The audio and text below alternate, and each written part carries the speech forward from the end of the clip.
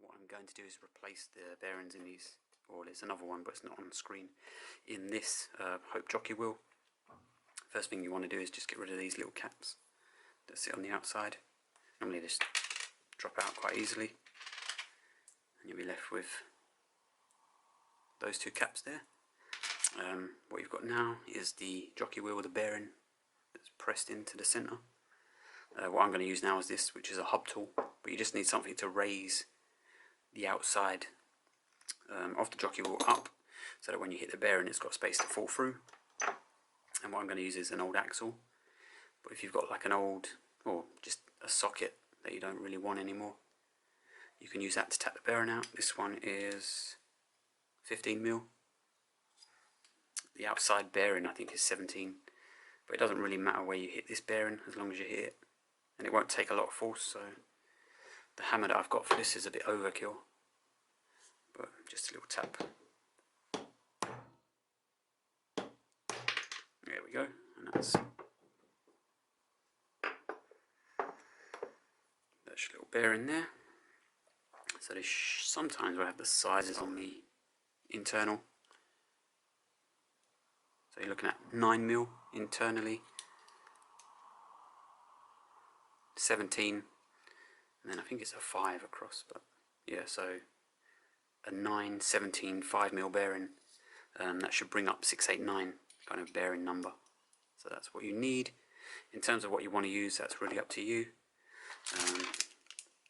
I've got these, which are only ABEC free, but I'm not too bothered if it's not a wheel or anything, but they'll be alright. If you want to use like high-end bearings, stainless steel, all this kind of stuff, that's up to you. These are just your basic, normal enduro ones. So I'm just going to grab that. There we go. Just line them up and make sure they look similar. So that's cool. So yeah, hopefully this will be the best setup.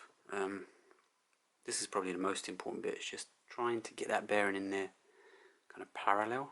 Once you start wonky and you start pressing it in with a vise and a socket, it's going to end badly. It's quite difficult actually to get that to start nice and straight. So you kind of got to look around and see which edge needs to be pushed in a little bit more.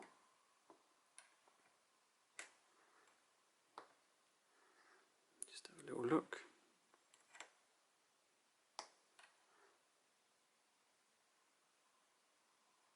So that's pretty good. What I'm going to do is unwind this vise a bit. And I'm going to use the back of the socket. So that's just going to sit on there like so.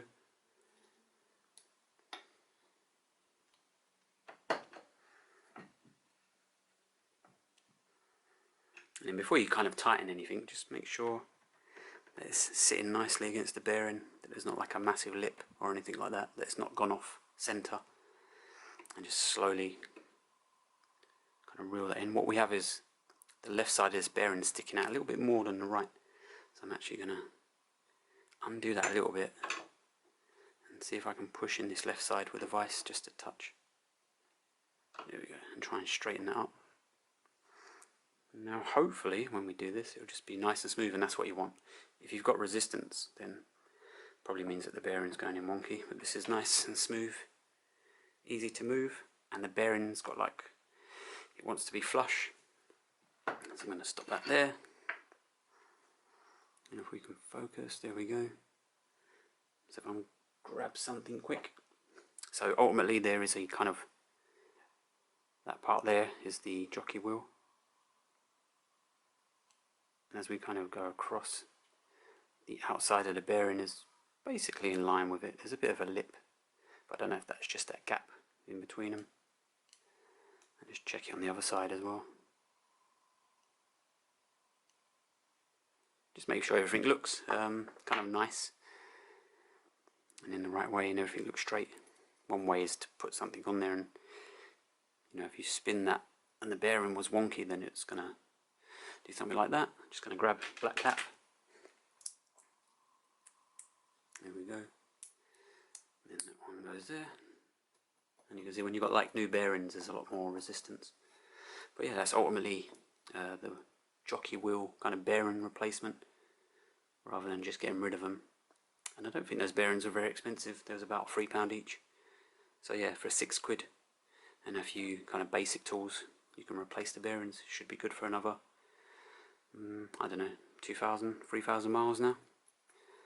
So there you go.